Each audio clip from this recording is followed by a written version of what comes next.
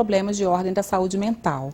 Né? É um diagnótico simples para vocês que são médicos? Simples. Não é um diagnóstico simples, mesmo para nós que somos especialistas. Porque é um problema em que você não tem algo palpável, conforme você, por exemplo, eu estou com uma febre, eu vou ao médico, eu tenho uma dor de garganta, porque eu tenho uma placa na garganta. É visível isso.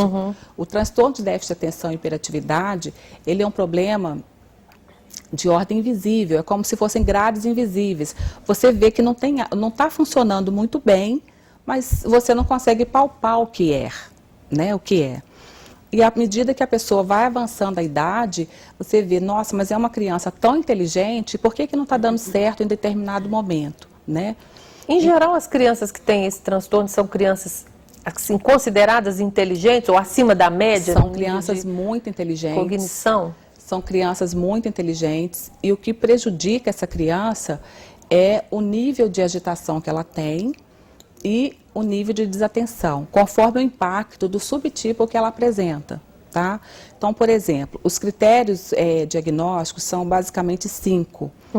E dentre o primeiro critério, a criança tem que ter pelo menos 6 dos sintomas muito persistentes, acontecendo muito frequente, bastante ou demais na vida dela. Tem que ser contextualizado em, no mínimo, 2 ambientes diferentes, para que nós possamos pensar que possa ser um transtorno de déficit de atenção e hiperatividade. Por quê? Tem criança que é bagunceira na escola, em casa é quietinha? Exatamente. Então, isso aí provavelmente não é um TDAH. Pode ser um problema de ambiente. Pode ser algum outro problema, mas que precisa ser conversado. É muito frequente observarmos a criança que tem um comportamento em casa e na escola tem outro, tá? Então, por exemplo, em casa é muito agitada e na escola não é, ou vice-versa. Então, depende do observador. Então, por isso que o diagnóstico é complexo. É comum eu conversar com pai e mãe da mesma criança e as opiniões são diferentes. A visão do pai é uma, da mãe é outra, da professora é outra. Então, como fazer esse consenso? Então, em muitos momentos, eu preciso ir à escola, observar esse menino no ambiente escolar. E você vai como médica, faz esse papel? Eu vou como médica fazer esse papel na escola. A partir de entrevistas com o pessoal da escola? Conversar com a professora, conversar com a coordenadora, quem está no dia a dia dele, né? Então, por isso que tem que ter muito cuidado com o diagnóstico. Então, está muito na mídia, todo mundo hoje tem TDAH, mas não é assim, não é assim. Qual que é a diferença? Todo mundo que tem o TD, transtorno de déficit de atenção, TDA, tem hiperatividade? Porque tem um I aí, transtorno de déficit de atenção e hiperatividade. São duas coisas diferentes? São coisas distintas. Por quê? Há um passado recente, acreditava-se que para ser TDAH, necessariamente tinha que ser hiperativo. E não é isso. Existe um subtipo classificado que é o TDA, transtorno de déficit de atenção. Sem o H, ele não é hiperativo. Então, como é que é? Qual é o comportamento de quem tem só o TDA? Então, isso é muito bacana. Voltando lá na questão da neuropsiquiatria do desenvolvimento, a criança pequena, em geral, a linguagem, a fala da criança começa, o bebezinho de 2, 3 meses, ele emite os gritinhos, aqueles sons, vai chegando os 7, 8 meses, essa criança começa a verbalizar, dá, papapá, e com 1 ano ele fala papai, mamãe, dadá, vovó, né, com expressão mesmo. De forma que até 1 ano e meio ele já tem um vocabulário maior em número de palavras e até 2 anos essa criança já fala frases, ponto. 2 anos, criança de 2 anos tem que estar falando frases. Esse é o desenvolvimento normal. Então, com muita frequência, surge criança para a investigação porque ele não está falando, ou tem um vocabulário muito pobre. Então, a criança desatenta, é muito frequente ela ficar envolta com o próprio pensamento dela, brincando sozinha com alguma coisa, e ali ela não se atenta ao desenvolvimento da linguagem. E algumas, né, elas ficam sob o cuidado de pessoas também que não conversam. As mães que são mais quietas, as babás que não estimulam, né? Então, esse ponto, a criança pode atrasar a linguagem. Então, quando conseguimos concluir um diagnóstico lá na frente de um transtorno de déficit de atenção, muitas delas, você vai olhar para trás, houve algum atraso de linguagem, tá? Porque ela vivia nesse meio, né, pouco estimulado. Agora, não são todas que têm atraso de linguagem. Um outro dado também que faz uma bastante confusão nessas idades iniciais, o que diferencia o comportamento de uma criança que tem esse atraso para uma criança, por exemplo, do espectro autista. O que faz a diferença entre um e o outro? Mais uma vez, o acompanhamento é que vai nos mostrar o que vai despontar. Então, porque já existem estudos que nós estudamos TDAH em conjunto com o transtorno invasivo do desenvolvimento infantil. Algum tipo de carga genética que é similar se repete em ambos. Então, na idade mais para frente é que nós vamos conseguir diferenciar então, se é um TDA ou se é um espectro. Então, quem tem transtorno de déficit de atenção tem dificuldade para estudar, tem dificuldade para aprender, para reter informação, para compreender? Para aprender, geralmente ela não. Ela aprende, mas ela não armazena. É como se ela trabalhasse na memória RAM do computador. Se você não salva o que você está digitando, não vai para o HD. Então, a criança desatenta, ela ouve, né, ou está escutando o que a professora falou, mas daqui a pouco esse pensamento dispersa e ela vai pensar o que ela vai fazer daqui a pouco, que brincadeira que vai ter, a hora do recreio que está chegando, eu estou com fome. Então, inúmeros pensamentos ao mesmo tempo, mas ela está quietinha. Essa não incomoda a professora. Então, ela vai passar despercebida muito tempo. E, às vezes, nem é diagnosticada. Mas aí ela vai ser meio que taxada na escola como uma criança lerdinha, que tem dificuldade, tímida. Exatamente. E é aí que as escolas precisam estarem bem atentas, especialmente o professor, ele precisa dessa formação continuada, dessa percepção para a individualidade desse aluno, porque é esse desatento que vai passando ao longo da vida sem ter um diagnóstico, né? E lá na frente ele vai ter prejuízos muito maiores até do que aquele que é hiperativo e que é apontado já porque ele incomoda. Ele acaba aparecendo mais e aí o professor começa a ter um olhar diferenciado para ele. Mas aquele que é quietinho, não, ele vai passando despercebido ao longo da vida. Mas deve chamar atenção quando a criança é quietinha, mas tem dificuldade, por exemplo, que se reflete na nota? Algumas sim, mas o que existe nesse aspecto aí? Tem criança que é desatenta, mas ela tem uma autocobrança imensa. Então, por exemplo, Leia, uma tarefa que ela faria em 30 minutos, ela vai gastar 2, 3, 4 horas para concluir. E faz bem feito. E faz bem feito. Hoje, qualquer dificuldade, a mãe está ligada. Puxa, precisa de um reforço disso ou daquilo. Então, na hora da prova, geralmente é uma criança mediana. Estuda muito e chega à média ou um pouquinho acima. E ela fica naquela gangorra, um pouquinho acima, um pouquinho abaixo. Mas com uma certa dificuldade, um certo sofrimento. Com muito sofrimento. Com muito sofrimento. Isso aí é um dos sintomas, uma possibilidade que pode ser um transtorno de atenção. É frequente a criança desatenta ter um nível de ansiedade maior. Né?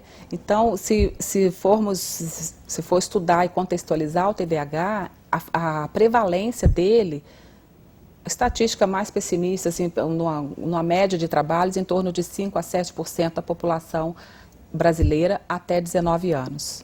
Tá? Quanto? 5 a 7% da população infantil, até 19 anos, infantil e adolescente, até 19. E nesse caso de ter só o transtorno de déficit, é mais difícil diagnosticar. Talvez por isso o número seja tão baixo, não? Nesse número, não é baixo, não. Se você fizer uma conta pelo último censo, nós temos mais ou menos quase 3.200.000 brasileiros até 19 anos.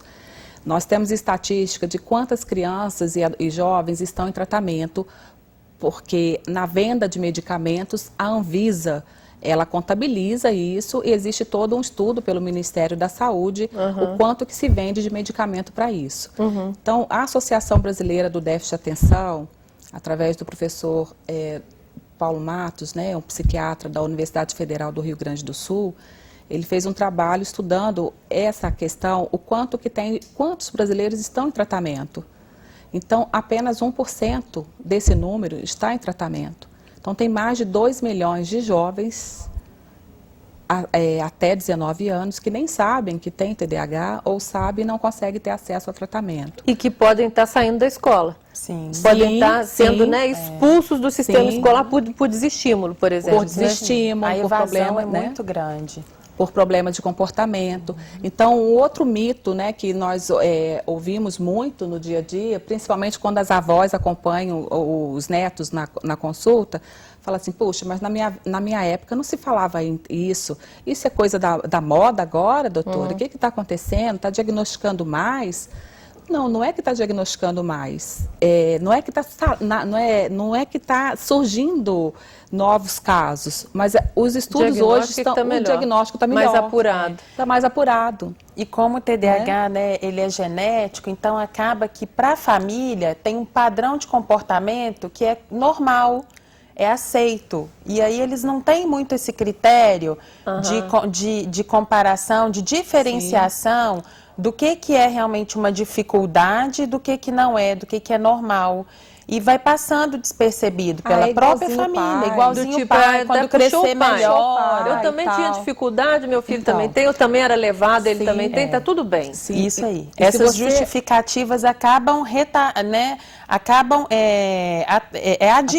adiando o diagnóstico e o tratamento. E se você fizer uma análise retrospectiva com relação à evasão escolar, no passado era muito maior, né? Hoje as leis brasileiras obrigam que o filho esteja na escola. Pelo menos até concluir o segundo grau. Concluir o ensino médio, né? Então, com isso, o diagnóstico está sendo mais realizado, sim, porque o estudo está mais avançado. E nessa correria que está, né, desenfreada com a corrida para a universidade, que é difícil a gente entender, eu vou expor aqui, eu não consigo entender por que o governo tirou um ano do ensino infantil, que 6 anos agora virou primeiro ano. Muitas crianças conseguem alfabetizar com 6 anos, 5 para 6 anos. Porém, o cérebro não amadurece assim. Os nossos TDAzinhos, né, eles estão sofrendo porque eles não conseguem, eles não têm aquela maturidade da alfabetização ainda. Então, a quantidade de criança pré-escolar que chega ao consultório porque está com dificuldade, não consegue entender a sílaba, é muito grande. Então, aí, Leia, que nós temos que ter mais cuidado, porque pode ser só um problema que ele não está maduro a alfabetização e não ser um TDA, entende?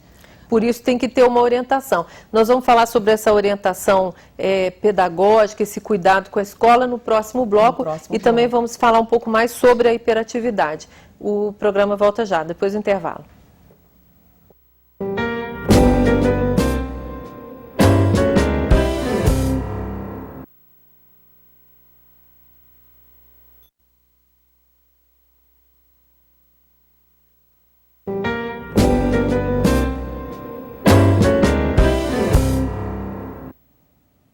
Estamos apresentando o programa Espaço Universitário, uma iniciativa do programa Medicina Consciente em Debate do curso de Medicina da UFV. No programa de hoje estamos falando sobre transtorno de déficit de atenção e hiperatividade, um problema que afeta um número cada vez maior de famílias. Luciana, você se apresentou aqui como educadora e coach. O que é isso e o que isso tem a ver com esse problema do TDAH? Então, eu e a Valéria, a gente entende através de tudo aquilo que a gente já estudou e já vivenciou. Vocês duas trabalham juntas em Juiz de Fora hoje num programa, Sim, a gente criou um programa que chama Programa Mente Confiante e é um programa que tem 2 olhares diferenciados, um para o portador e um para a família. Nós entendemos que a família toda adoece, então a gente tem que ter o foco no tratamento medicamentoso para o portador e o foco para a família. Então, esse foco para a família precisa primeiramente aceitar, né? Aceitar o TDAH. A gente costuma falar que ter TDAH não é ser TDAH. Que bom que existe, que foi diagnosticado e que existe tratamento. Não existe cura, mas existe tratamento. E esse olhar para a família é criar instrumentos, ferramentas, estratégias para que a família também possa contribuir através da sua mudança comportamental para que esse indivíduo ele cresça, para que ele possa se sobressair naquilo que ele fizer as suas escolhas, né? Então, é muito importante que a família também, ela passe por essas estratégias para que ela possa separar o que é de responsabilidade dela e o que é de responsabilidade do outro. Porque todo mundo sofre? Por quê? Como assim? Sim, porque a família acaba se sobrecarregando. Por exemplo, quando existe se o TDAH ele é genético, pode ser que ambos os pais ou um dos pais sejam portadores.